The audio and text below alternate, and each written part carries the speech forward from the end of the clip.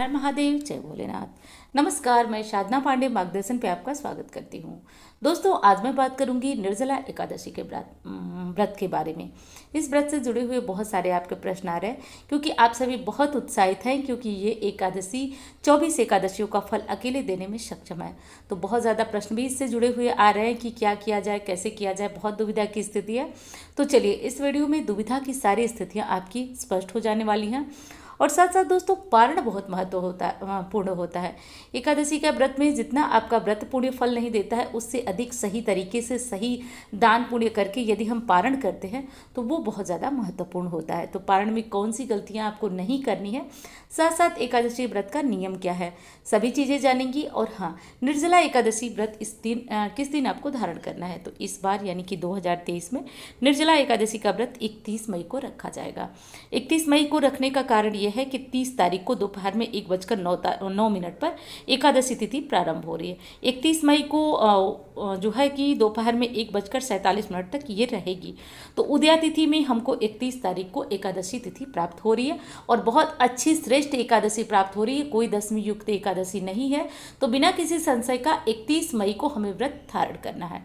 दूसरा क्या करना है, ये चीज़ आप ध्यान रखिएगा कि एकादशी का व्रत जो है वो पूरी साफ सफाई नियम निष्ठा से रखा जाता है, क्योंकि आप जानते हैं जो चीज़ जितनी बड़ी होती है उसके लाभ या उसकी हानि उतना ही बड़ा होता है। तो कोई डरने वाली बात नहीं। ऐसा नहीं है कि आपसे कोई गलती जाने अनजाने में हो जाती है तो सबका प्रायश्चित आपको करना पड़ता है, लेकिन हमें जान के कोई चीज़ नहीं करनी होती है। तो आज एक एक नियम बता रही हूँ आपको, ध्यान से सुनिएगा। और हाँ, आधा अधूरा ज्ञान हमेशा खतरनाक होता है, इसलिए वीडियो में अंत तक बने रहिएगा। निश्चित रूप से आपको एक एक बातें समझ में आएगी और आप इस एकादशी को पूरी तरीके से अच्छी तरीके से पारण तक बहुत अच्छी तरह से निर्वाह कर पाएंगे। तो वीडियो अच्छी लगी तो एक लाइक ज़रूर करिएगा और चैनल को भी सब्सक्राइब कर लीजिएगा। आपको लगे कि ये जानकारी दूसरों के शेयर करने लायक हैं तो जिनको भी जानकारी नहीं है उनको शेयर कर सकते हैं आप। इससे हमारा गुरु मजबूत होता है। और हाँ, एक चीज़ और कहना चाहूँगी, कमेंट बॉक्स में खूब हर हर महादेव लिखिए। जितना ज़्यादा कलयुग केवल नाम आधारा, जितना ज़्यादा हम लिख करके पढ़ करके बोल करके भगवान के नाम का स्मरण करें, बहुत ज़्यादा श्रेष्ठ है। तो ये चीज़ आप करते रहिएगा, भूलिएगा मत। चलिए, सबसे पहले हम बात करते हैं कि 31 मई को तो एकादशी है, लेकिन एक दिन पहले से आपको कौन कौन से काम करके रख लेने हैं। पहली चीज़ आप ध्यान रखिए, 31 मई से पहले सभी 30 तारीख को ही मंगलवार पड़ जा रहा है। तो ऐसे में हमारी बहनें बहुत दुविधा में हैं कि बाल कैसे धोया जाए। तो वही बात, एक ही चीज़ को बार बार क्या बताना। आप तो जानती है कि एक दिन और पहले यानी कि सोमवार के दिन ही आप अपना बाल वगैरह धो लीजिएगा। किसी तरह का व्रत है तो बहुत ज़्यादा आप कन्फ्यूज फिर होंगी कि अब क्या करें। तो देखिए, अब आप यदि लहसुन प्याज खाती हैं तब तो आप 2 दिन पहले 3 दिन पहले से बाल धो करके और दिक्कत हो जाएगी आपको। लेकिन कोई बात नहीं, आप संडे को धो करके और लहसुन प्याज का त्याग करिएगा। या फिर दूसरा ऑप्शन आपके लिए ये है कि आप सोमवार के दिन धो करके और मंगलवार को आप शुद्ध सात्विक भोजन करें और बुधवार को आपकी एकादशी यानी कि 31 को आपकी एकादशी है ही। पहला तो ये ऑप्शन है। और दूसरी चीज़ आपको क्या करना है कि एक दिन पहले से ही भगवान विष्णु के भोग की तैयारियां आपको करके रखनी है। तो भोग में जैसा कि मैं हमेशा बताती हूँ, कोई अन्न वगैरह नहीं चढ़ता है। भगवान विष्णु को ही नहीं, सभी देवी देवताओं को आज अन्न का भोग नहीं लगाया जाता है। तो कोई चीज़ बना करके आप लोग मत रखिएगा। हाँ, भगवान विष्णु के भोग के लिए तुलसी पत्र आज ज़रूर रख लीजिएगा। अब बहुत सारे लोगों का प्रश्न है कि हमारी तुलसी सूख गई है, भगवान को कैसे भोग लगाएं।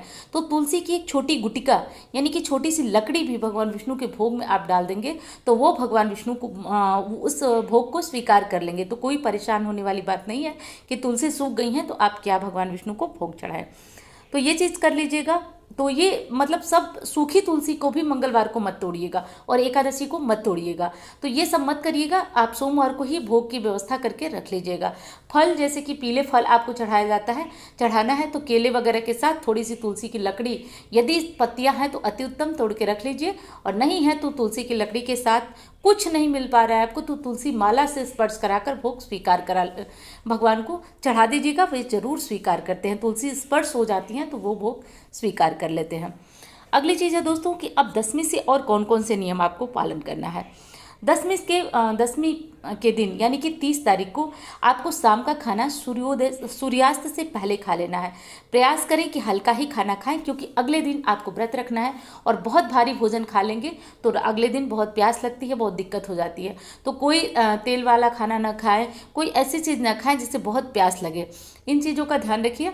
और दूसरी चीज़ कि आप रात को 12 बजे तक, ध्यान रखिए मेरी बात को, 30 तारीख की रात 12 बजे तक आप पानी पी सकते हैं। उसके बाद से आपका व्रत प्रारंभ हो जाता है। अगले दिन आप उठिएगा, नहाइएगा, धोइएगा और आप पूजा से पहले संकल्प करिएगा। मैं पहली वीडियो में सारी बातें विस्तृत बता चुकी हूँ, तो आप एक बार उस वीडियो को चेक कर लीजिएगा। मैं बहुत विस्तृत बताई हूँ उस वीडियो में। संकल्प करने के लिए अपना नाम बोलिए, स्थान बोलिए, गोत्र बोलिए यदि पता है तो। उसके बाद आप बोलिए कि आप एकादशी का व्रत किस मनोकामना के लिए धारण करना चाहते हैं। तो ये बोल करके आपको अपना संकल्प जो आप हाथ में लिए हैं, जल फूल, वो भगवान गणेश जी के सामने रख करके उनसे प्रार्थना करनी है कि आपका व्रत निर्विघ्न पूर्ण हो। तो ये चीज़ ध्यान रखिए। और यदि आप ये व्रत निर्जला नहीं धारण कर रहे हैं तो व्रत के संकल्प में बोलना है कि आप इस एकादशी का व्रत निर्जला नहीं बल्कि जल और फल के साथ ग्रहण कर रहे हैं। तो ये चीज़ आपको बोलना है। ऐसा ना हो कि आप संकल्प निर्जला एकादशी का ले रहे हैं और व्रत के बाद आप जल और फल ग्रहण कर रहे हैं। तो ये चीज़ आपको ध्यान रखना है। अब अगला नियम क्या है कि आप भगवान विष्णु की विधिवत पूजा पाठ करिएगा। जो भी हो सके, लड्डू गोपाल जी हैं, शालिग्राम जी हैं, जो भी हैं, आज 5 चीज़ों से उनको स्नान कराइएगा। दूध, दही, घी, शक्कर, शहद से। नहीं मिल पाता है कोई टेंशन न ले, कुछ नहीं मिल पाता है तो शक्कर मिल पाती है, शंख में भरकर शक्कर से स्नान कराइएगा। मधु, उससे स्नान कराइएगा। जो चीज़ आपको उपलब्ध हो जाए आसानी से उससे कराइएगा। आज भगवान को पीले फूलों से खूब श्रृंगार करिएगा, पीले चंदन लगाइएगा। गर्मियों का दिन है, पीले चंदन से श्रृंगार करने से नारायण की बहुत अद्भुत कृपा मिलती है। ये कर लीजिएगा। अब अगली चीज़ आपको जो कि ध्यान रखने वाली है, ये ध्यान रखना है कि अब आप जो है निर्जला एकादशी है तो आज दान क्या करेंगे, ये चीज़ आपको ध्यान रखना है। देखिए, आज ना कोई लेने वाला हो तो पानी से भरकर एक मटके का दान किया जाता है। इस मटके के दान से आपके जीवन में सुख समृद्धि आती है। मटका जल से भरा हुआ यदि होता है तो हमारे जीवन में भी पूर्णता आती है। तो ये हो सके तो कर लीजिएगा। अगली चीज़ क्या दान करना है, तो आज एकादशी के दिन आप पीले फलों का दान करिए। मैं बार बार कहती हूँ, केले का दान सर्वश्रेष्ठ दान होता है, तो ये कर दीजिएगा। और भूलकर अनाज नहीं एकादशी पे दान किया जाता है, क्योंकि जब आपका व्रत होता है, देवताओं का व्रत होता है, तो आज अन्न दान श्रेष्ठ नहीं माना जाता है। वही पारण से पहले आप कुछ न कुछ अन्न जरूर निकालेंगे। अब चलिए, ये व्रत तो आपका भगवान की कृपा से, भोलेनाथ की कृपा से पूर्ण हो, ऐसी कामना करती हूँ। उसके बाद अगले दिन सुबह, अब पारण का समय आता है, तो पारण किस समय करना है वो मैं बता रही हूँ, लेकिन थोड़ा सा नियम ध्यान दीजिए। देखिए, एकादशी में ना पूरे दिन में 2 ही बार खाना खाया जाता है, 2 ही बार अन्न ग्रहण किया जाता है। चाय, पानी, फल जितनी बार चाहे ले ले, लेकिन अन्न 2 बार ग्रहण किया जाता है। इसका कारण ये है कि त्रिजटा नाम राक्षसी एका, सुने होंगे रामायण में, त्रिजटा नाम की एक राक्षसी थी जिसको कि वरदान था कि जो भी एकादशी के व्रत के बाद पारण करेगा और यदि वो 3 बार अन्न ग्रहण कर देता है तो वो एकादशी का फल त्रिजटा को चला जाएगा। इसलिए कहा जाता है कि एकादशी में पारण का बहुत विशेष ध्यान रखा जाता है और पारण शुभ समय में हरिवासर छोड़कर किया जाता है। तो चलिए, हरिवासर के बारे में तो मैं बताऊंगी आपको कि हरिवासर कब और कैसे है, लेकिन पारण का समय देख लीजिए। पारण का समय 1 जून को सुबह सुबह 5:30 से 8:09।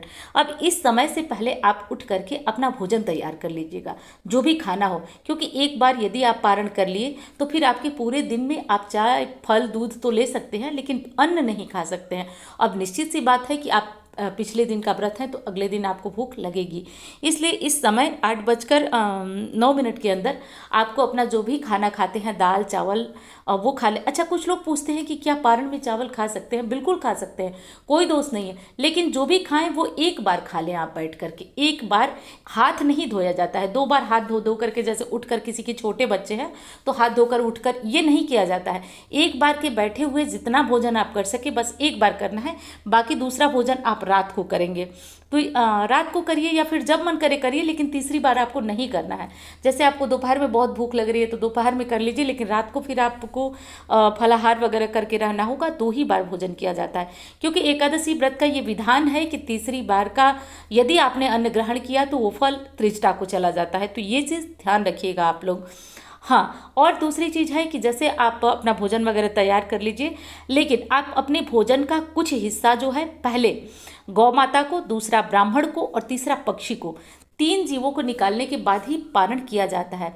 तो कैसे निकाला जाता है, तो देखिए पहला तो आपको सीधा व्रत के जैसे पारण से पहले आपको, इसीलिए हम जैसे खाना बनाकर ब्राह्मण को तो खिला नहीं पाएंगे, तो इसीलिए सीधा कच्चा सीधा निकाला जाता है, चावल दाल आटा कुछ दक्षिणा रख करके। दूसरी चीज़ गौ माता के लिए थोड़ा थोड़ा भोजन कटोरी में करके गौ माता, गौ ग्रास बोला जाता है इसको, वो निकाल दीजिए।